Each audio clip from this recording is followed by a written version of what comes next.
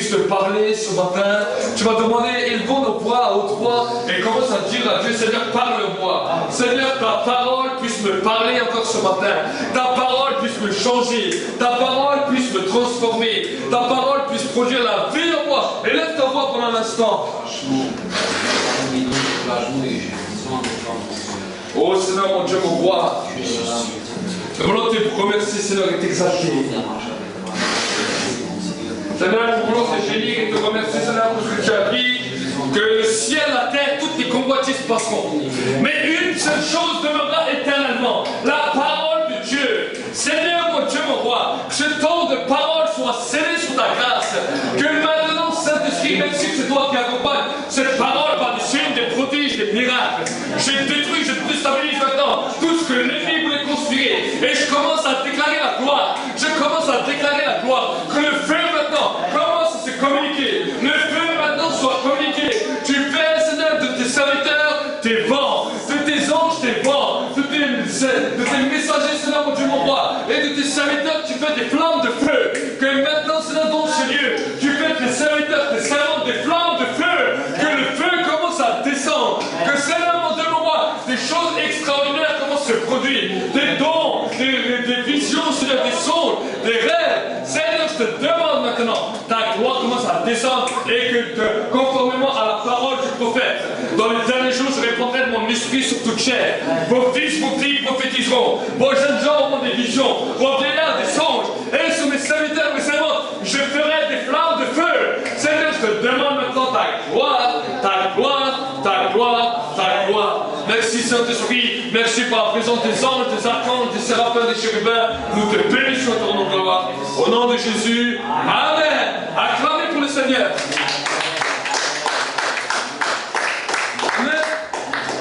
Nous allons continuer aujourd'hui sur le thème du combat spirituel. Amen. Vendredi, nous avons commencé un petit peu à parler du combat spirituel pour que nous puissions comprendre réellement l'engagement, la détermination que le Seigneur nous demande d'avoir dans ce combat. Amen. Vous savez que nous regardons à travers l'histoire de l'humanité, plusieurs ont abandonné, plusieurs en sont tombés, plusieurs sont allés loin de ce combat, et des fois certains ont dévié ce combat. Certains hommes, certaines femmes sont allés jusqu'au bout du combat et ont eu la victoire. Amen. Et souvent nous avons une mauvaise interprétation du combat que nous devons mener. Et c'est cela qui nous amène des fois dans des difficultés, dans des positions dans lesquelles nous ne savons plus comment croire. J'ai vu à travers l'exercice du ministère bon nombre de femmes qui me disaient mais pasteur, je suis passé dans tellement de situations, tellement de problèmes que je ne sais même plus comment croire. Je ne sais même plus comment combattre. Je ne sais même plus quoi faire. Alors nous allons ensemble voir à la lueur de la parole de Dieu ce qui empêche premièrement nos prières d'être exaucées. Parce que c'est cela le plus grand problème à travers l'Église. Dans tous les temps, dans tous les siècles, l'exaucement de la prière. Amen. Amen. Et je vais vous encourager à ouvrir votre Bible dans le livre de Éphésiens. Éphésiens 6. Verset 10. Éphésiens 6, verset 10. Et nous allons lire ensemble ce que la parole de Dieu nous dit. Éphésiens 6, verset 10, dans le Nouveau Testament. La Bible nous dit: au reste, fortifiez-vous dans le Seigneur, et par sa force souveraine, revêtez-vous de toutes les armes de Dieu, afin de pouvoir tenir ferme contre les manœuvres du diable. Car nous n'avons pas à lutter contre la chair et le sang, mais contre les principautés, contre les pouvoirs, contre les dominateurs des ténèbres d'ici-bas et contre les esprits du mal dans les lieux célestes. Amen. Je ne vais pas parler aujourd'hui de l'armure parce que j'ai fait déjà une prédication sur l'armure du croyant, comment la revêtir, comment combattre avec l'armure. Si vous n'avez pas encore entendu cette prédication, je vous encourage d'aller sur le site, de regarder l'armure du croyant. Et nous avons une bonne prédication pour vous, qui va vous enseigner comment revêtir l'armure spirituelle sur sa vie et comment combattre. Amen. Mais maintenant, nous allons voir contre qui, contre quoi nous avons à lutter. Amen. Dis avec moi, malheur. Dis avec moi manœuvre. Une manœuvre. Voilà ce que la Bible nous dit. Revêtez-vous de toutes les armes de Dieu dans le verset 11 afin de pouvoir tenir ferme contre les manœuvres du diable. Autrement dit, le diable essaie de faire une manœuvre. Il essaie de manœuvrer contre ta vie. Il essaie de trouver des plans contre ta vie. Il essaie de décider des plans contre ta vie pour t'éloigner de Dieu. Amen. Et ensuite, l'apôtre Paul continuera et dira que nous n'avons pas à lutter contre la chair et le sang, mais contre les principautés, les pouvoirs, contre les dominateurs des ténèbres d'ici-bas et contre les esprits du mal dans les lieux célestes. Alors l'apôtre Paul essaie de t'expliquer quelque chose de particulier. Il te dit que tu n'as pas à lutter contre la chair et le sang, contre des hommes qui sont faits comme toi. Mais il y a derrière ces hommes dans lesquels tu vois le mal qui vient t'attaquer. Parce que souvent le mal vient par qui? Par les hommes. Par nos amis, par nos familles, par nos proches, par les personnes qui sont tout autour de nous, les personnes que nous apprécions, les personnes que nous apprécions le moins, les personnes qui sont proches de nous, que ce soit notre époux, notre épouse, nos enfants, que ce soit nos parents. Toutes sortes de situations vont faire que le diable va utiliser ces personnes pour vous détruire. C'est là où l'offense va commencer à se créer. C'est là où nous allons commencer à sentir des fois un rejet, de l'amertume, de l'animosité, de la vengeance. Et l'apôtre Paul essaie d'expliquer à l'Église. Il dit, écoutez, le combat que vous menez, vous essayez de bien le mener, mais vous vous trompez de combat, parce qu'on n'a pas à lutter contre la chair et le sang. Mais on a à lutter contre quelque chose qui est bien plus élevé que la chair et le sang. Ce sont les pouvoirs, les principautés, les dominations, les esprits méchants qui sont sur la terre et dans les lieux célestes. Amen. Et il dira, la base première de ce combat se base à ce niveau-là. Parce que c'est là où toutes les prières sont bloquées. Comme j'ai expliqué vendredi, sous notre tête, au-dessus de notre tête, il n'y a que 3 ciels. Il n'y a pas 7 ciels, ou 10 ciels, ou 15 ciels, comme bien les gens le disent, mais il n'y a que 3 ciels. Il y a le premier ciel que nous voyons avec nos yeux, dans lequel le soleil brille, le ciel est bleu, c'est magnifique. Ça, c'est le premier ciel qui est sur notre tête. Mais au-delà de ce ciel, il y a un autre ciel dans lequel on appelle là où il y a toutes les puissances des ténèbres, là où il y a les pouvoirs, là où il y a les dominations, là où il y a les esprits méchants qui sont sur la terre et dans les lieux célestes. C'est dans cette position de ciel qu'il se trouve, dans le deuxième ciel.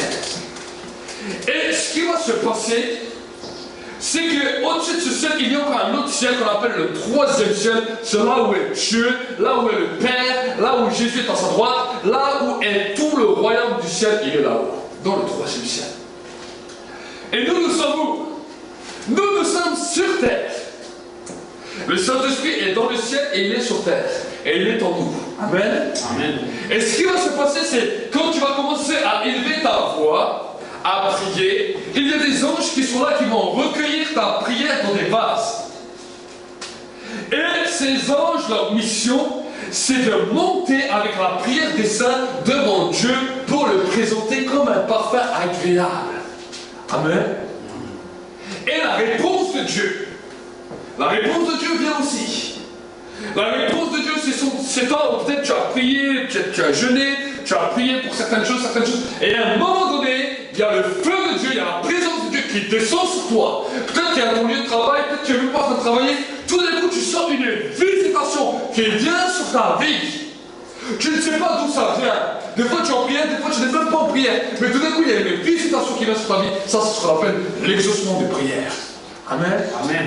Et des fois, certains ont de la peine à trouver ces choses. Pourquoi? Parce qu'il y a un découragement entre le moment où la prière part et le moment où l'exaucement descend. Il y a un temps plus ou moins long. Et c'est dans ce temps que le diable va faire des manœuvres, va essayer de te déstabiliser, va essayer de te décourager et va essayer de bloquer l'ange qui va amener ta prière au ciel. Amen. C'est cela qui se passe dans le spirituel. C'est pour cela que peut-être tu as prié une prière de foi. Voilà, je veux voir telle et telle personne se convertir. Je veux voir ça, je veux voir ça. Tu as dit des choses, Et tout d'un coup, quand tu ne vois pas tout de suite les choses se réaliser, le diable vient te dire, mais est-ce qu'un jour il va se convertir? Est-ce qu'un jour cela va se passer? Est-ce qu'un jour cela va se produire? Pourquoi il te fait penser des choses comme ça? Parce qu'il veut que tu les dises. Parce que quand tu le dis, il va prendre ta parole, il va dire c'est bon, j'ai gagné, j'ai annulé la parole qu'il avait dit et que l'ange commence à monter au ciel. Est-ce que vous comprenez? C'est pour cela que la Bible nous dit quelque chose. La prière persévérante du juste a une grande efficacité. Il ne dit pas simplement la prière du juste normale. Parce que la prière du juste, il a beau être justifié par le sang de l'agneau. Si cette prière n'est pas persévérante, elle n'a pas d'efficacité. Est-ce que vous saisissez? Pour certaines petites choses, c'est ok, Dieu a agi vite, mais les grandes choses, elle n'a pas de prière, et c'est pas efficace. Et c'est pour cela que actuellement, et je vous le dis puisque je vois énormément de croyants, à travers différentes confessions, à travers différents endroits où je vais, je vois beaucoup de croyants. Et quand je parle avec eux, oui, ils ont des témoignages, oui, ils aiment le Seigneur. Mais quand on va parler des choses un peu plus précises avec eux, ils vont me dire, mes frères, pourquoi Dieu ne me répond pas à telle prière? Pourquoi cette prière n'est pas exaucée? Et pourquoi là je ne vis pas un exaucement? Et pourquoi là je suis encore malade? Et pourquoi j'ai encore ce problème? Et pourquoi j'ai encore ça? Et à force d'entendre toutes les différentes formes des croyants qui me disent, le Seigneur a commencé à m'interpeller. Le Seigneur a commencé à me révéler et il m'a dit, c'est parce qu'il y a un combat spirituel dans lequel les croyants doivent être avertis. Amen. Amen. Le but du diable, le but premier du diable, c'est premièrement que tu n'as plus de foi. Amen. Amen. Et pour que tu n'as plus de foi, il a besoin que tu n'as plus d'exaucement. Et pour que tu n'as plus d'exaucement, il a besoin de te décourager au niveau de la prière. Donc ce qu'il va faire, chaque fois que tu vas prier, il va commencer à mener un combat pour que ta prière n'est pas exaucée, pour que l'ange qui est censé ramener ta prière au ciel et ramener la réponse va commencer à être bloqué et pour que toi tu commences à te décourager par l'incrédulité. Ça c'est ce qui se passe. Et nous allons voir ensemble un homme qui est allé au-delà de ça. J'aimerais vous encourager à ouvrir votre Bible dans le livre de Daniel. Daniel 10. Daniel 10, verset 12. Et nous allons lire ensemble ce que la Bible nous dit. La Bible nous dit, Daniel 10, verset 12, il me dit, Daniel, sois sans crainte. Car dès le premier jour où tu as eu à cœur de comprendre et de t'humilier devant ton Dieu, tes paroles ont été entendues. Et c'est à cause de tes paroles que je suis venu. Le chef du royaume de Perse m'a résisté pendant 21 jours. Mais voici que Michael, l'un des principaux chefs, est venu à mon secours et je suis demeuré là auprès des rois de Perse. Je suis maintenant venu pour te faire comprendre ce qui doit arriver à ton peuple dans les temps à venir, car il y a encore une vision pour ces jours-là. Amen. La Bible nous dit que Daniel était en prière. Pendant 21 jours, en plus il jeûnait. Il faisait un jeûne où il s'était abstenu de viande. Il faisait un jeûne de légumes pendant 21 jours. Mais pendant 21 jours, pendant 3 fois par jour, il tournait sa face vers Dieu. Et pendant 3 fois par jour, il priait. Amen. Nous, des fois, nous sommes limités déjà à 1 fois par jour. Hein? Mais lui, il allait le matin, il allait à midi, il allait le soir faire la même prière. Jusqu'à ce que cette prière soit exaucée pour Dieu.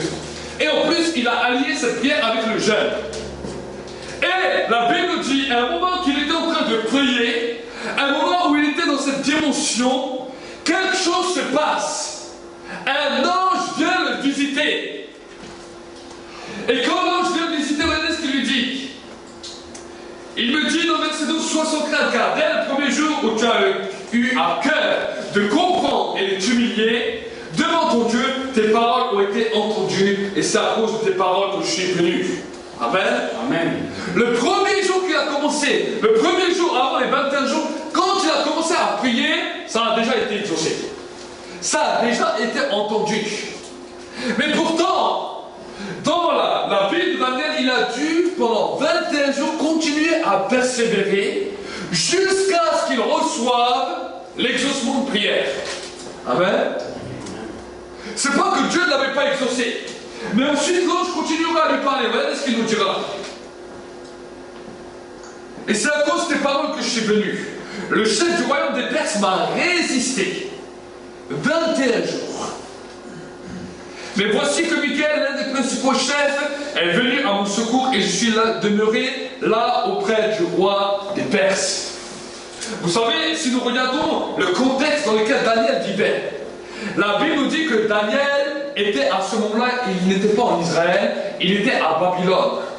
À Babylone où il y avait le roi des Mèdes et des Perses. Oui, il y a une position dans laquelle nous comprenons que celui qui retenait sa prière, c'est le diable. Mais le diable retenait sa prière avec tout le rituel qu'il y avait derrière le pouvoir de Babylone, derrière le pouvoir du roi des Mèdes et des Perses. Et c'est pour cela que l'ange a dit que le roi des Perses a premièrement résisté. Il a empêché que cet exaucement de prière descendait chez Daniel. Et il lui a dit, là, pendant 21 jours, je suis resté comment il dit ça? Regardez. Je suis resté auprès des rois de Perse. Imaginez, pendant 21 jours, il était bloqué. Des fois, les anges peuvent être bloqués parce que nous ne savons pas comment persévérer. Amen. La première dimension du combat spirituel, c'est l'exaucement de la prière. Comme je l'ai dit vendredi, j'ai dit, imaginez, toutes vos prières seront exaucées. Toutes vos paroles seraient exaucées. Quel combat on aurait à mener? On n'aurait plus de combat à mener parce que la foi serait tellement évidente que toutes les prières seraient exaucées. Amen. Amen. Mais nous sommes actuellement dans ce monde dans lequel le combat doit être persévérant. Amen. Amen. L'Église doit comprendre que nous devons persévérer jusqu'à la fin, jusqu'au jour où nous quittons cette terre, jusqu'au jour où nous allons de l'au-delà pour voir toutes nos prières exaucées. Amen. Ne te trompe pas de combat. Le combat spirituel premier, c'est premièrement que tes prières soient exaucées. Quand tu vois que tes prières ne sont pas exaucées, c'est qu'il y a un ennemi qui est en train d'essayer de te combattre. Peut-être c'est un pouvoir, peut-être c'est une domination, peut-être c'est une autorité, peut-être c'est un esprit méchant que ce soit sur la terre, dans le Dieu céleste. Mais maintenant je commence à combattre. Amen. Amen. Nous avons vu ensemble qu'il y a plusieurs royaumes. Nous avons vu, mettons, le royaume de la France, nous avons la République française, nous avons l'Allemagne, nous avons dans certaines nations où ils ont des royaumes, et ils ont différentes structures. Et quand nous regardons ces différentes structures, il y a des lois des fois qui sont votées, des lois même iniques, des lois qui donnent des forces à des puissances des ténèbres. Nous pouvons voir aussi également des choses horribles comme des sacrifices, la sorcellerie, toutes ces choses-là qui sont là pour donner un pouvoir à Satan pour bloquer la prière des saints.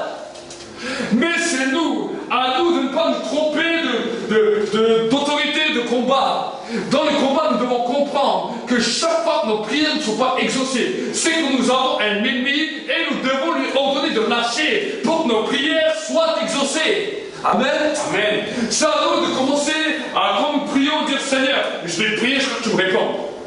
Amen. Amen.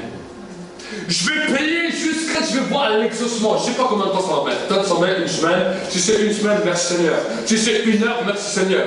Si c'est un an, merci Seigneur. Si c'est 2 ans, merci Seigneur. Mais j'aimerais te dire, je vais persévérer jusqu'à l'exaucement. Je ne lâcherai pas parce que je sais que mon ennemi, lui, il essaiera toujours par toutes sortes de manœuvres à me déstabiliser. Alors s'il essaye par des manœuvres de me déstabiliser, je peux aussi le déstabiliser. Amen. Amen. Amen. Au début, vous savez, je n'ai pas compris cela. Au début, j'entendais combat spirituel à tout vent. Et moi-même, je ne comprenais pas vraiment ce qu'on me disait, ce que ça voulait signifier. Mais un jour, j'ai commencé à comprendre. Vous savez, au début que je m'étais converti, je vivais un moment dans l'église, et j'allais dans les rues, je prêchais l'évangile, Et en prêchant l'évangile, j'allais dans les rues jusqu'à certaines heures le soir, je prêchais l'évangile, que ce soit à tout genre, que ce soit à des bouddhistes, à des musulmans, à des catholiques, à tout genre, je prêchais l'évangile. Et je me souviens un jour, je suis rentré chez moi à coup de 3-4 heures le matin, et j'avais prêché toute la nuit. À un moment, la foi était tellement grande que je me suis mis devant un feu rouge à minuit, 1 heure le soir. Et j'ai dit maintenant, quand la voiture va s'arrêter, je vais poser mes mains sur la voiture. Au nom de Jésus, il ne va pas quitter, il ne pourra pas quitter ce lieu avant que je prêche l'évangile et que j'ai prié pour lui. Et à un moment donné, il y a une voiture qui est arrivée, qui s'est arrêtée parce qu'il y avait le feu rouge. J'ai posé ma main sur la voiture. J'ai dit au nom de Jésus, il ne pourra pas partir avant que je prêche l'évangile et que j'ai prié pour lui. Et je commence à lui prêcher. Et c'était un jeune qui était au volant. Et au bout d'un moment, ce jeune, il m'écoute. Il dit, mais qui est ce fou en plein milieu de la nuit qui vient me parler de Jésus? Et en plus, le pire, c'est que j'arrive même pas à partir, je suis obligé de l'écouter. C'est ce qu'il a dit, lui, de sa bouche. Et quand j'ai prié pour lui, quand j'ai prêché, quand j'ai prié de lui prêcher, j'ai prié pour lui, il a pu partir. Et j'étais heureux, j'ai vécu des belles choses. J'ai dit, waouh, c'est de même ma parole est écoutée. Mais vous savez, quand je suis rentré dans ma maison, dans la chambre où j'étais, je ne savais pas ce qui allait se passer. Il était après 3h, 4h le matin, après que j'avais sillonné les rues, j'étais fatigué, et je dis, je vais dormir. Et quand j'entre dans ma chambre, à un moment donné, où je commence à vouloir m'endormir, je me ramasse un coup de poing. J'ouvre mes yeux, je ne vois personne. Je dis, oh, c'est quoi ça? Et un deuxième, et un troisième. Et je commence à comprendre. J'ai dit, il y a quelque chose, un combat qui se passe. Et il y en a certains qui ne sont pas contents avec moi. Je commence à prier. Et quand je commence à prier, alors je me chope un autre coup. Il y en a un qui me rattrape comme ça. Je ne voyais personne. Et bon, je me prenais des coups et des coups et des coups. Et écoutez, de 4h le matin jusqu'à pratiquement 11h, j'ai été comme ça dans cette position de combat. Où je me ramassais des coups, mais physiquement. Comme si quelqu'un me boxait, comme si quelqu'un m'attrapait.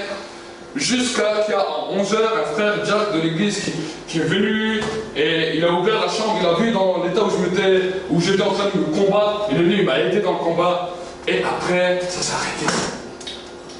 Quand je suis sorti de ce lieu, j'étais enragé contre Satan. J'étais enragé. Je marchais les rues. Et je lui ai dit, écoute-moi bien Satan, il y a une chose que tu n'as pas compris. Je lui ai dit comme ça. Je lui ai dit, une chose tu n'as pas compris. Je lui ai dit, tu sais moi avant, quand j'étais au quartier, si quelqu'un vient comme ça et me tape, je dis moi je vais lui faire pire. Je vais lui faire pire que ce qu'il m'a fait. Toi t'es venu, je t'ai rien demandé, tu es venu, tu as commencé à me frapper. Tu as commencé à faire des choses. Je dis moi ça dans ma tête, tu m'as enragé. Je dis maintenant tu vois ce que je t'ai fait, ça va, c'est rien du tout comparé à ce que je vais faire dans le temps, dans les prochaines années à venir, dans les prochains temps à venir, parce que toi, je vais faire la misère.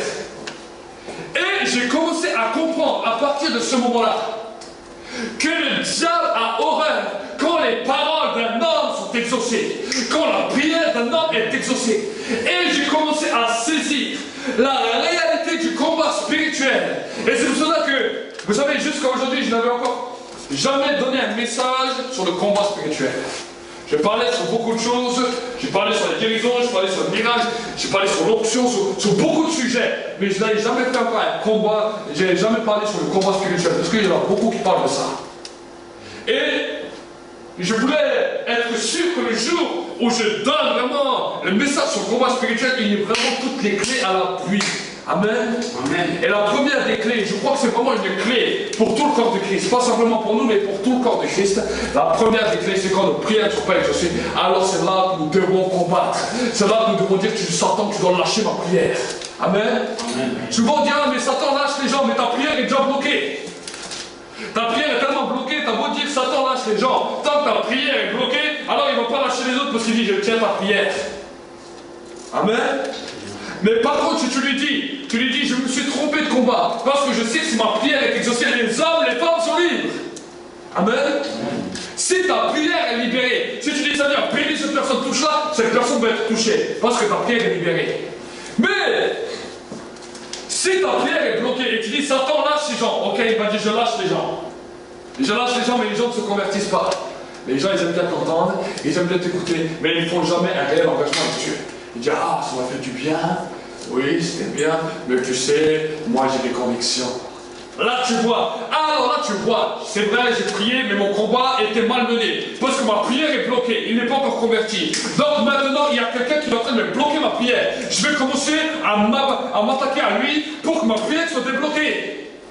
Amen. Amen. Amen. Amen. Chaque jour dans nos vies, Il faut que nos prières, nos paroles soient débloquées. Amen. Amen. Tout ce que tu liras dans les ciels sera délié sur la terre. Tout ce que tu délieras sur la terre sera délié dans le ciel. Amen. Amen. Amen. Jésus a expliqué cela à ses disciples. Il a dit, voilà la clé. Tout ce que vous demanderez en mon nom, croyez que vous l'avez reçu, vous le verrez s'accomplir. Il dit, et si tu es un peu trop fatigué, si tu n'arrives pas à combattre celui qui bloque tes pierres, mets-toi là où deux ou trois sont unis en mon nom, je suis au milieu d'eux. Et s'ils me demandent une chose quelconque, je leur accorde. Amen. Amen. Nous connaissons tous ces versets. Nous les disons à titre. Mais malheureusement, il y a un problème d'ignorance. Parce qu'on ne sait pas qui c'est qui bloque nos prières. Alors, l'église sont heureux. J'ai vu des chrétiens de tous bords. Ils sont heureux quand ils chantent. Pourquoi? Parce que quand ils louent, ils peuvent être remplis du Saint-Esprit. Ils sont heureux quand ils peuvent faire quelque chose pour Dieu, encourager ou exhorter un frère. Mais quand il s'agit de prier, quand on leur parle de prière, on dit maintenant on va prier pendant 1 heure. On ne va pas chanter, on va prier. Les gens commencent à se décourager. Ils prient 5 minutes, 10 minutes, après tu n'entends plus personne. Pourquoi? Parce qu'ils savent, ils disent, quand je loue, je sais que je vais être rempli du Saint-Esprit. Quand je parle un petit peu à un frère, à un soeur, oh ça va être bien, on va trouver un bon terrain d'entente ensemble, on va s'aimer.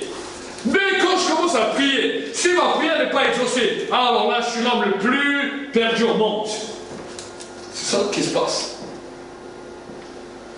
Et c'est pour cela, mon frère, ma soeur, que nous devons comprendre cette réalité. Nous avons des ennemis. Nous avons des ennemis. Satan, le premier ennemi de nos âmes, avec toute sa hiérarchie démoniaque, avec tous ces démons qui sont là, pour essayer de nous empêcher. Et parce qu'il veut encore plus de force, alors il essaie de choisir des hommes, des femmes. On peut appeler sorciers, sorcières, des hommes, des femmes qui touchent à l'occultisme, à toutes ces pratiques, pour bloquer la prière des croyants. Eux, ils jeûnent, eux, ils prient Satan, pour que la prière des croyants soit arrêtée. Et les croyants sont là à attendre. Mais pourquoi Dieu ne nous a pas exaucés? Amen. Amen. Nous devons commencer à comprendre, à saisir. Mon frère, ma soeur, chaque fois je vois que ta prière a du mal à percer, ta prière n'est pas exaucée, tu dis voilà, je sais maintenant que je dois rentrer dans le combat spirituel. Amen. Tu vois, les gens disent, ah, on fait du combat spirituel. Non, moi je fais du combat spirituel quand je vois que ma prière n'est pas exaucée. Quand je vois que ma prière est exaucée, je n'ai pas besoin de faire un combat spirituel. Amen. Amen. Pourquoi? Parce que avant même que je fais quelque chose, j'ai pas besoin de dire 50 000 paroles. J'ai dit voilà ceux qui se lèvent, qui veulent se lever contre ma prière, écoute-moi bien, je vous paralyse dans le nom de Jésus. Tous ceux qui veulent se lever contre ma parole, je vous paralyse, je déstabilise vos forces dans le monde visible et invisible. Et là où je vais, la Bible nous dit, tout Dieu que foulera la pointe de tes pieds t'appartiendra. Amen. Amen. Je n'ai pas besoin de dire oh le combat il est dur. Non. Parce que le combat, je sais comment combattre. Une armée doit savoir quel est le vrai combat. Amen. L'armée, quand elle va à une guerre, comme je l'ai dit vendredi, quand l'armée française envoie ses soldats dans un pays, envoie ses soldats pour faire la guerre ou quelque chose quelconque, ils ont un but. Ils disent pas on va les envoyer pour faire un combat comme ça pour combattre. Des fois il y a des intérêts. Les intérêts du peuple français, les intérêts du peuple allemand, les intérêts de tel peuple, les intérêts de telle nation. C'est à cause de cela qu'on va combattre pour défendre nos intérêts. Et dans le royaume de Dieu, c'est pareil. Si nous partons à la guerre contre Satan, nous allons partir à la guerre à cause de nos intérêts. Nous avons besoin de voir nos intérêts être exaucés, que tous nos intérêts soient là. Amen. C'est ce que j'ai expliqué vendredi, c'est la portion de l'héritage. Nous avons besoin de connaître notre portion de l'héritage et de réclamer notre héritage. Amen. Amen. L'héritage du croyant, l'héritage de la croyante, c'est que vos prières soient exaucées. Amen. Une parole et la parole devient une réalité. La Bible nous dit que Élie n'était pas un prophète, il était un homme de la même nature que nous. Mais par sa persévérance, il a réussi à ouvrir et à fermer le ciel. Imaginez, il ouvre, il ferme le ciel. Il a dit, le ciel sera fermé à ma parole. À ma parole. Et un jour, ce que j'avais aimé, c'est un jour, en 2004, il y avait un frère qui est venu chez moi, il m'a dit, frère, je vais me marier, est-ce que tu peux prier pour moi? Je dis, ok, pas de problème. J'ai prié pour lui. Et quand je commence à prier pour lui, Dieu me donne une parole de connaissance. Pourquoi il n'arrivait pas à se marier? Parce qu'il avait eu un problème avec son papa quand il était plus jeune, et Dieu commence à me détailler toutes les choses. Et quand je commence à les détailler, le frère commence à pleurer, tout touché par la présence de Dieu. Je dis merci Seigneur. Mais le Seigneur a continué dans la parole. Elle m'a dit, dis-lui maintenant comment il va rencontrer sa femme. Et là, le Seigneur me dit, il va rencontrer sa femme comme ça, comme ça, comme ça. Il m'a donné tous les détails. Et moi, quand il me donne cette parole, je dis, oh mon Dieu. Je dis, c'est pas des paroles qu'on est toujours friand de donner, mais je vais donner. Je dis, voilà, dans ta vie, tu vas rencontrer ta femme comme ça, comme ça. Je vais donner tous les signes. Le frère, il est parti, et ensuite, il est parti en école de théologie. Et quelques mois plus tard, il me téléphone, il me dit, écoute frère, ça va pas. Je dis, quoi? Et il me dit, j'ai dit au responsable théologique toute la parole que tu m'as donnée, et moi, il dit, ça se passe pas comme ça, les paroles de Dieu, il parle pas comme ça. Il a dit, je sais plus quoi croire. Je fais, écoute frère, moi je te dis ce que Dieu m'a dit, je te pas dit ce qu'un homme m'a dit, c'est Dieu qui m'a dit ça. Il dit, maintenant ça doit te croire. J'ai raccroché. Après, je dis, oh mon Dieu, s'il me rappelle, je ne sais même plus ce que je vais lui dire à ce frère. Parce que j'étais moi-même dans une position un peu embarrassée. Mais vous savez quoi? Quelques mois plus tard, ce frère me téléphone, je vois son numéro sur mon téléphone, je dis, oh mon Dieu, qu'est-ce qu'il va me faire facile? J'ai dit, je décroche pas. Après, j'ai pris mon courage à deux mains, je dis, ok, je vais décrocher, je vais voir ce qu'il va me dire. Et on commence à parler, et je dis, alors, comment tu vas? J'essaie de parler un petit peu d'autre chose pour pas qu'il rentre sur certains sujets. Et il me dit, ah, je vais bien. Il me dit, j'ai un témoignage à te donner. Je dis, ah, un témoignage? Vas-y, écoute, j'aime bien écouter les témoignages. Alors il me dit, écoute frère, toute la parole que tu m'avais donnée avec tous les détails, c'est accompli exactement à la lettre. Il m'a dit seulement mon épouse, ça ne s'appelle pas Christelle, ça s'appelle Christine. Et il m'a dit, on va se marier d'ici 6 mois ou un an, je ne sais plus combien de temps il m'a dit. Et après je dis merci Seigneur, Dieu avait accompli toute sa parole. Et quand il s'était marié, ben, il voulait m'inviter au mariage, mais nous n'avons pas pu y aller parce que l'épouse était enceinte. Et après nous sommes allés quand même lui rendre visite, quelques mois plus tard avec mon épouse. Nous sommes allés lui rendre visite alors qu'ils étaient déjà mariés. Et avant que je parte de chez eux, là c'est pas Dieu qui m'a dit, c'est moi qui lui ai dit. Je m'entends et je dis alors, qui sait, peut-être l'année prochaine, tu auras des jumeaux. Non, je lui dis, tu auras des jumeaux l'année prochaine. Mais je lui dis comme ça, sur un coup de plaisanterie. Et je lui dis, tu auras des jumeaux l'année prochaine. Dieu n'a rien dit, c'est moi qui lui ai dit comme ça. Et je suis rentré chez moi à la maison. Et 9 mois plus tard, j'entends le téléphone qui sonne. Le frère me dit, salut, je dis, mon épouse a accouché. Je dis, ah, félicitations. Il me dit, mais devine quoi, j'ai 2 jumeaux. Comme tu m'avais dit dans la parole. Et cette fois-ci, c'était pas Dieu qui m'avait dit. Et là, j'ai commencé à comprendre que Dieu, si nous commençons à comprendre, à saisir les ampleurs spirituelles, Dieu peut faire des choses avec seulement notre parole. La Bible nous dit, les disciples, les apôtres, allaient de lieu en lieu, ils parlaient, ils prêchaient. Le Saint-Esprit accompagnait leurs paroles par des signes, par des prodiges, par des miracles. Amen. Par des signes, par des prodiges, par des miracles. Et souvent, à chaque fois que j'ai commencé à saisir ce combat, et que je suis entré dans cette position de combat, j'ai vu que des fois je disais des paroles comme ça, et que les paroles étaient exaucées. Et souvent même quand je parlais avec mon épouse, je dis purée, alors maintenant il faut faire attention aux paroles que tu dis, hein, parce que je dis de mauvaises paroles, et qu'elles sont aussi exaucées, alors tu auras une responsabilité devant Dieu. Et c'est ce que la Bible nous dit. La Bible nous dit, un jour au ciel, on aura pour toutes les paroles que nous aurons proclamées un jugement. Dieu regardera toutes les paroles qui sont sorties de nos bouches et nous demandera des comptes. Amen. C'est ce que la Bible nous dit. Donc, si nous commençons à comprendre, c'est pour cela la Bible nous dit, tu as dans ta bouche. Dis avec moi, tu as dans ta bouche. Tu j'ai dans ma bouche. Dis-le. J'ai dans ma bouche. La parole de vie. La parole de vie. Qui donne la bénédiction. Ou la parole de mort. Qui donne la malédiction. Amen. Amen. Tu as ces 2 paroles dans ta bouche. Et la Bible nous dira dans le livre de Deutéronome, choisis la vie pour prodiguer la bénédiction. Amen. Amen. Choisis la vie dans toutes tes situations. Amen. Amen. Et pour que cette vie puisse commencer à grandir, quand l'ennemi, ton âme vient commencer à bloquer tes prières, tu dis, écoute-moi bien Satan, toi tu es venu pour détruire ma prière, pour m'amener dans une position de malédiction. Mais au nom de Jésus, je suis béni, ma prière va être exaucée. Je vais le dire 1 jour, 2 jours, 3 jours, 4 jours. Dans 5 jours, ma prière va être exaucée. Amen. Amen. Amen. Amen. Je me souviens alors que je cherchais une épouse, que je disais, je vais me marier. Je dis, Seigneur, je vais être marié. Mais Seigneur, je ne vais pas être marié dans 10 ans. Je vais être marié. J'ai même dit, Seigneur, je vais être marié l'année prochaine, je vais être marié. Et quand je priais, je cherchais Dieu, je dis, Seigneur, je vais être marié. À un moment donné, la réponse de Dieu est descendue sur ma vie. Et Dieu m'a montré le visage de mon épouse alors que je ne la connaissais pas. Et il m'a donné tous les détails de ce qui va se passer en 2005. Et je vais vous dire, quand Dieu m'a dit ça, j'ai cru à ce que Dieu m'a dit. Je l'ai dit à mon pasteur, je l'ai dit à des frères, à des soeurs, je l'ai dit à ma famille qui ne connaissait pas le Seigneur. Et j'ai continué à prier. Parce que Seigneur, j'ai dit, maintenant Seigneur, tu m'as parlé, mais je ne sais pas où elle est, je ne sais pas qui c'est. Tu m'as seulement dit, c'est une Alsacienne qui a 17 ans, qui a les yeux tirés comme ça, et qui a tous ces détails. Mais je ne sais pas c'est qui. J'ai continué à prier. Pendant les 21 jours qu'on était à l'église, en étant jeûne et en prière. C'est-à-dire toute la journée, nous jeûnions, le soir, nous mangions. Et tous les soirs, nous avions réunion pendant 21 jours.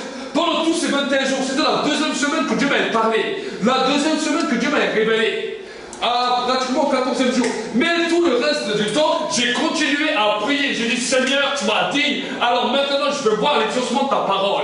J'ai dit, tu m'as parlé, je veux voir l'exaucement de ta parole. J'ai persévéré. Après les 21 jours, j'ai encore passé 3 jours avec le Seigneur dans la persévérance. J'ai dit, tu m'as dit, je veux voir de mes yeux. Tu as dit, si tu crois, tu verras la gloire. Je veux le voir. Et je refuse que quelqu'un vienne me voler ma bénédiction. Je l'arrache du ciel. J'envoie le satellite spirituel qui va chercher ma moitié et qui va me l'amener. Je vais la voir devant mes yeux. Je commence à prier comme ça. Si vous commencez à m'entendre prier, vous allez dire, mais qu'est-ce qu'il fait comme prière? Je dis à Dieu, je dépêche le satellite spirituel. Allez, je ne sais pas où elle est sur toute la surface de la terre, mais tu vas l'envoyer. J'aimerais vous dire, après les 3 jours et demi passés dans sa présence, il était 9h30 le soir, on sortait d'une réunion, 9h, 9h30, on sortait d'une réunion, on était en train de manger avec des frères. Le Saint-Esprit me parle, et il me dit, va à telle et telle église à Mulhouse. Je dis, pourquoi faire? Il me dit, j'ai quelque chose pour toi. Je dis, ok, le frère était avec moi. J'étais encore avec lui la semaine dernière, et il se rappelait de ce temps. Il se rappelait de ce temps où il devait m'emmener à l'église. Et il a encore commencé à témoigner de ça, et après j'ai dû reparler de ce témoignage. Il y avait à peu près 70 jeunes, il y avait un rassemblement, un groupe de jeunes, il y avait à peu près 70 jeunes qui étaient là rassemblés. Mon épouse était dans les premières rangées. Et j'ai ouvert la porte. Au moment où j'ouvre la porte, elle a juste tourné sa tête, j'ai juste vu son côté. Le Saint-Esprit me parle, il me dit, voilà ta future femme. Je dis, waouh, elle est jolie, j'ai rien dit de plus, j'étais derrière. J'ai attendu la fin du culte. Et à la fin du culte, je suis allé, j'ai parlé avec elle. Je dis, bonjour ma soeur, est-ce que vous avez un témoignage? Elle me dit, oui, j'ai un témoignage. Je vais alors, donnez-moi votre numéro, je veux entendre le témoignage. Elle m'a donné son numéro. J'avais encore reçu une parole de la part de Dieu, une parole de connaissance de la part de Dieu. Je lui ai téléphoné le lendemain. Je lui ai dit la parole que Dieu m'a dit par rapport à elle. Pas par rapport au mariage, par rapport à sa vie personnelle qu'elle avait demandé à Dieu. Et pendant une semaine, j'essaie de la contacter. Pendant une semaine, plus d'une semaine, j'essaie de la contacter. Rien à faire. Je tombe sur la boîte noire. Répondeur. Et quand je tombe sur le répondeur, je suis découragé. Alors je dis à Dieu, écoute Seigneur, si c'est elle, moi je ne vais plus l'appeler. Toi, tu vas permettre que c'est elle qui m'appelle. Je dis, mais si c'est pas elle, je te demande de m'enlever tous les sentiments que tu m'as mis dans le cœur, et moi je vais continuer ma vie comme je fais avant. Et j'ai fait comme ça, et la journée je suis allé évangéliser. Les jours après, je suis allé évangéliser. Et un jour, je suis en train d'évangéliser une fille dans le bus. Je lui parle de la parole et tout, et à un moment donné, le Seigneur m'arrête. Et il me dit, demande-lui son prénom. Je dis, écoute Seigneur, je ne fais pas ça. Je dis, je suis en train de lui parler de la parole. Si je commence à lui demander son prénom, il va croire que je la drague. Je dis, moi, tu m'as montré que draguer, c'est un péché. Alors Seigneur, maintenant, je ne veux pas draguer. Alors, le Seigneur me dit, mais si, demande-lui son prénom. Alors, je suis devenu un peu rouge. Je dis, bonjour, excusez-moi ma soeur. Je dis, comment vous appelez, c'est quoi votre prénom? Je ne vais pas dire pourquoi, parce que si elle m'aurait dit pourquoi, je dis, c'est Dieu qui me demande. Et, à mon grand étonnement, elle me dit son prénom. Elle me dit, je m'appelle Christelle.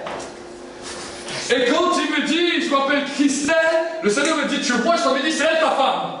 Je dis à Dieu, ok, d'accord. Il dit, tu m'as dit, c'est elle qui est ma femme, mais moi je te dis la vérité. J'ai dit, d'abord, c'est elle qui doit m'appeler. C'est ça la clause que je t'avais dit avec toi. Il dit, d'abord, c'est elle qui doit m'appeler, après je saurai que c'est vraiment elle. Une semaine après ce jour, 7 jours après, qu'ils sont passés à 21h, c'est mon épouse Christelle qui m'envoie un message: salut, je voulais prendre tes nouvelles, comment tu vas? Le Saint-Esprit me dit: maintenant elle est prête. 2 mois plus tard, on s'est fiancés. 2 mois plus tard, on s'est fiancés. 8 mois plus tard, on s'est mariés. Et toutes les choses que Dieu m'avait dit dans la parole sont réalisées à la lettre. Les gens de ma famille qui ne connaissaient pas Dieu, qui avaient entendu la parole, sont venus chez moi et m'ont dit: on ne dit pas qu'on croit, mais on sait que derrière ta parole, il y a quelqu'un. Je lui dis: c'est quelqu'un, c'est Dieu. Amen. Mais j'ai persévéré. Alors j'essayais d'expliquer aux gens, les gens me disaient: mais comment tu fais? Comment tu fais? Tu arrives, tu commences à voir tout de suite, Dieu est béni, t'as donné ta femme, ensuite tu rentres dans le ministère, ça. Et moi je dis: comment tu fais? Je dis: écoute, moi mon ami, moi je vous arrache les bénédictions, et je me laisse pas voler. Amen. Amen. La Bible nous dit qu'il y a un temps, Dieu a dit: je lance maintenant un défi sur la surface de la terre. Et il a dit jusqu'à Jean le Baptiste, c'était la loi et les prophètes. Maintenant à tous, à vous qui êtes là, à vous qui êtes sur le net, à tout le monde, je lance un défi sur la surface de la terre. Le royaume des cieux, jusqu'à Jean-Baptiste, c'était la loi et les prophètes. À partir d'aujourd'hui, il y a toujours la loi et les prophètes, mais le royaume des cieux est soumis à la violence, et seules les violences sont pas du royaume du ciel. La Bible ne dit pas que le ciel va te tomber sur la tête comme par enchantement, que les bénédictions vont tomber comme ça sur ta tête. La Bible nous dit qu'il faut être violent pour s'en emparer, pour aller les chercher, pour aller les arracher, et pour vivre un temps de gloire. Que quelqu'un dise Amen. Amen. Amen. Amen. Oui, il faut sortir de notre pacifisme. On nous entend toujours: oh, faut être pacifique. Oh, faut attendre que ça vienne. Oh, j'entends les gens des fois qui disent: oh, c'est pas le temps de Dieu, c'est pas ceci, c'est pas cela. Ben alors tu vas attendre 10 ans, tu vas voir le temps de Dieu, il va pas encore être là. Amen. Amen. Par notre comportement, nous pouvons accélérer le temps de Dieu. Par notre raisonnement, notre détermination. La Bible nous dira dans le livre des Psaumes: et Dieu n'entendrait-il pas si ses enfants crient à lui jour et nuit? Dieu serait-il devenu sourd? Dieu serait-il devenu un menteur si ses enfants crient à lui jour et nuit? Ils vont commencer à le harceler: Seigneur, jusqu'à ce que tu m'as répondu, je te lâcherai pas. Un jour, j'étais allé tellement loin dans ma prière, j'ai dit: écoute, Seigneur, je dis, même si toi tu décides de me jeter, même si toi tu décides de m'éloigner de toi, j'aimerais te dire que je m'accrocherai même juste à ton pied. Avec moi, tu n'as plus de chance. Le jour où je vais montrer qui tu étais, je ne peux plus jamais te lâcher. Peu importe ce que les gens disent, même si toi tu ne veux plus, moi je vais m'accrocher à toi. Même si je tiens seulement ton pied, même si je tiens seulement ton doigt de pied, je m'accrocherai et je ne te lâcherai pas. Amen. Amen. Mais souvent j'entends le contraire. Quand je parle des fois, quand j'exerce ce ministère, j'entends des fois les gens: oh, mais si Dieu m'exauce pas, je lâche Dieu. J'écoute mon ami, ta foi n'est pas basée sur Dieu, ta foi est basée sur un besoin. Et parce que tu n'es pas déterminé, alors tu vas fuir. La Bible nous dira dans le livre de l'Apocalypse: dehors les traîtres, dehors ceux qui sont nonchalants. Dieu veut que nous soyons déterminés, nous ne sommes pas peut-être les meilleurs, mais Dieu te dit: est-ce que tu es déterminé à marcher que moi je recours? Amen. Amen. Est-ce que tu es déterminé? C'est la seule chose que tu as besoin. Est-ce que tu veux aller au ciel? Si tu veux aller au ciel, alors il va falloir te bouger. Oui, l'amour de Dieu va venir. Oui, l'amour de Dieu va te combler. L'amour de Dieu est là pour tous les hommes. Et j'aime souvent le dire. Souvent les gens me disent: oui, mais si Dieu est tellement amour, pourquoi il y a la guerre? S'il y a de la guerre sur cette terre, c'est parce que l'homme a voulu vivre sans Dieu. Ça, c'est la première des conséquences. Deuxièmement, Dieu a aimé le monde, mais ça ne veut pas dire que quand Dieu est venu, il a embrassé tout le monde. Est-ce que vous saisissez?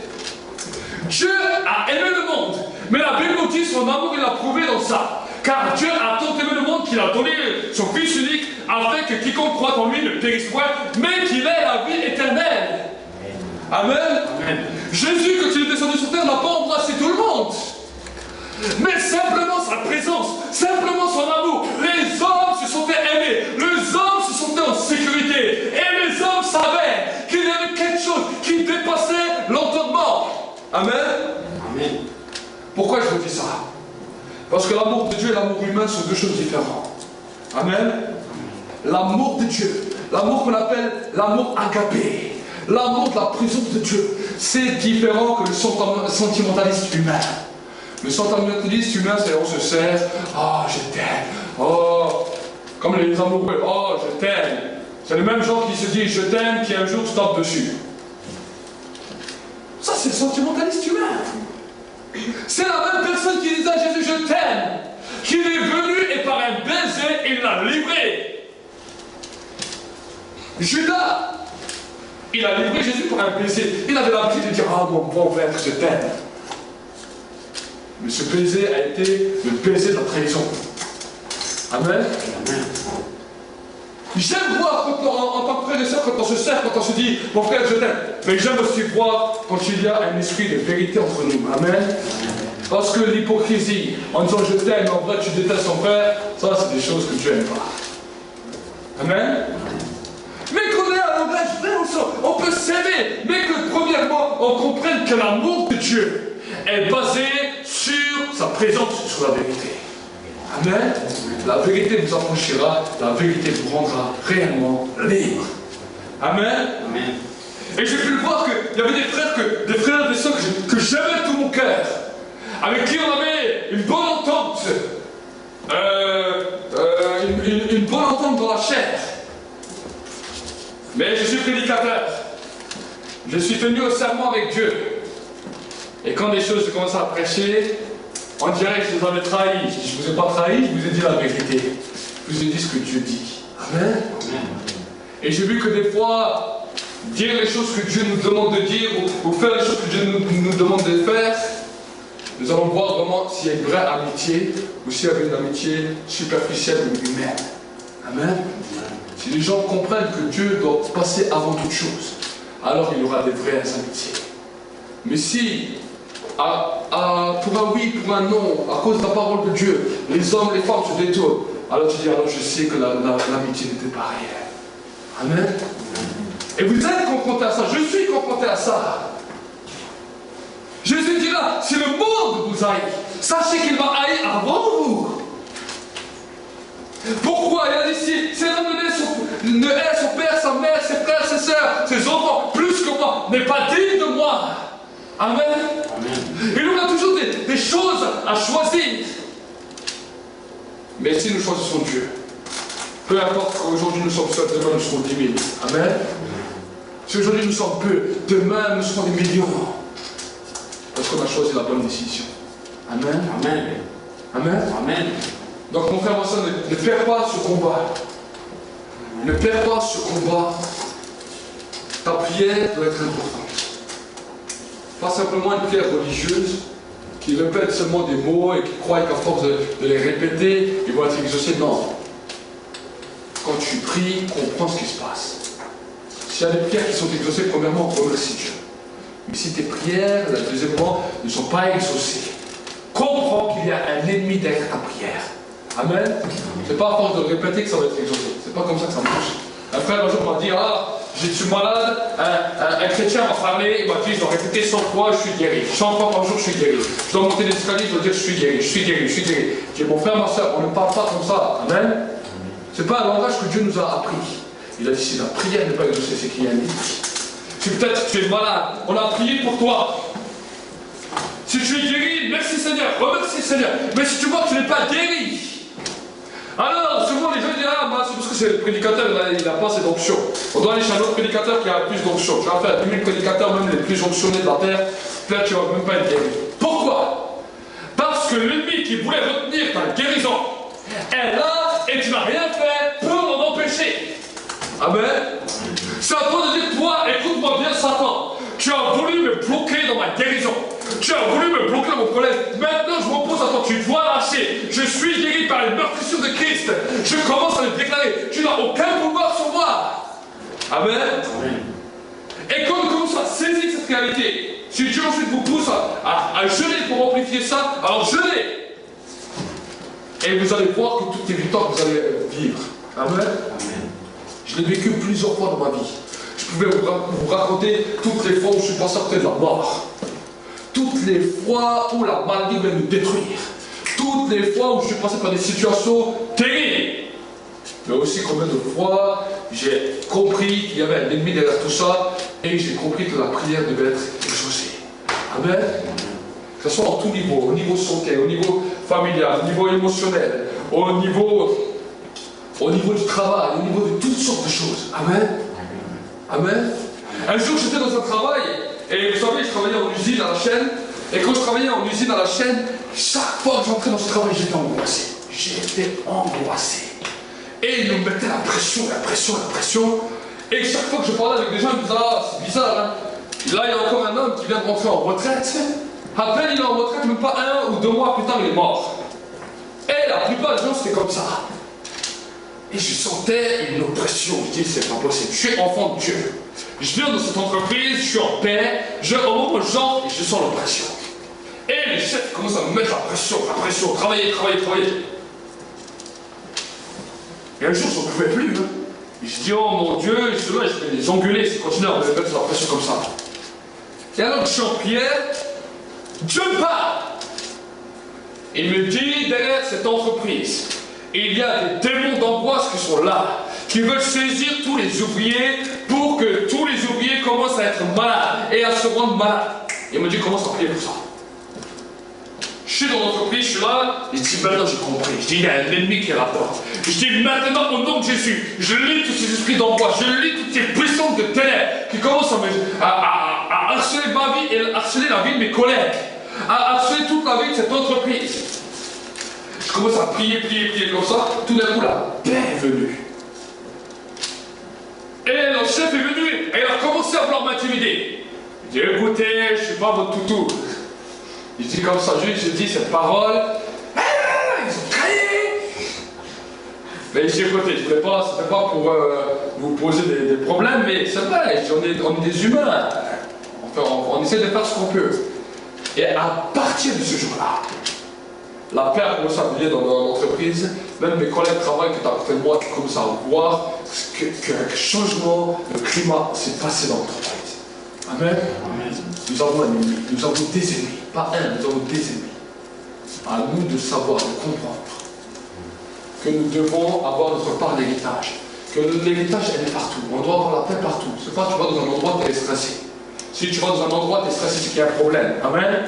C'est que derrière, il y a des ennemis qui t'empêchent d'être en paix. Amen. Donc voilà, c'est pour toi. Le combat spirituel, c'est pour nous. Pour que notre prière soit exaucée, pour que nous soyons en paix, pour que là où nous allons, nous commençons à instaurer le royaume de Dieu. Voilà ce que Dieu nous demande. Amen. Amen. Nous allons prier ensemble. Je crois vraiment que le Seigneur a parlé ce soir, ce matin encore. Et pendant un instant, tu vas prier, tu vas dire, Seigneur, je reconnais qu'il y a un combat que je dois mener. Et ce combat, je peux le mener jusqu'à la fin. Pas simplement pendant 1 mois ou 2 mois, ou le temps que tu reçois certaines choses que tu attends, mais jusqu'à la fin. Jusqu'au bout, je vais te suivre. Jusqu'au bout. Prions ensemble pendant un instant. Seigneur, je te remets dans l'église, je te remets dans les internautes. Et Seigneur, je te demande, Seigneur, moi je veux que cette parole puisse s'imprégner dans leur vie. Que Seigneur, ils puissent comprendre. Comme tu as dit à Daniel, comprends. J'ai vu que tu as un cœur pour comprendre. Tu as un cœur pour saisir. Et l'ange est venu lui a révélé le mystère qui était caché derrière l'exaucement de son prière. C'est-à-dire, souvent, mes frères et mes sœurs, ils ont vu que leur prière n'était pas exaucée. Mais aujourd'hui, tu leur as donné la révélation, la clé, pour que leur prière soit exaucée. C'est-à-dire, je te demande que jusqu'à la fin de leur vie, ils puissent jamais le faire. Des fois, on peut oublier beaucoup de choses, mais c'est-à-dire que cela, ils ne l'oublient pas. Parce que cela, c'est-à-dire, ça va être la clé de leur victoire. La clé de leur victoire. La clé de leur victoire dans leur vie personnelle. La clé de leur victoire dans leur vie émotionnelle. La clé de leur victoire dans les clés de la réussite. C'est-à-dire, je te demande, Seigneur, c'est ta grâce qui commence à se révéler. Ta bénédiction commence à descendre sur ton peuple. Seigneur, c'est toi qui bénis ton peuple. Comme tu as dit à Moïse et à Aaron, voici la bannière dans laquelle vous allez bénir le peuple. Que la grâce de l'Éternel soit sur vous. Qu'il fait luire sa face sur vos vies. Et que sa grâce surabondante déborde à travers l'éternité, à travers ce moment, jusqu'à l'éternité. Que le jour où vous arriverez devant lui, il pourra vous dire, tu es bon, tu es une bonne, fidèle serviteur, servante, entre dans la joie de ton maître, car tu as compris le combat, tu as su quelle était la réalité du combat, et à cause de cela, reçois l'héritage qui t'est dû, l'héritage des enfants de Dieu, l'héritage de la promesse. Recevez maintenant, dans le nom de Jésus, cette force de l'Esprit, cette force du Saint-Esprit qui va vous communiquer à partir de maintenant, à partir d'aujourd'hui, pour être puissant dans la prière. Parce que le Seigneur a dit dans le livre de Psaume, j'ordonne que vous soyez puissants. J'ordonne que vous soyez puissants. Dans le nom de Jésus. Amen. Que Dieu vous bénisse, acclamez pour le Seigneur.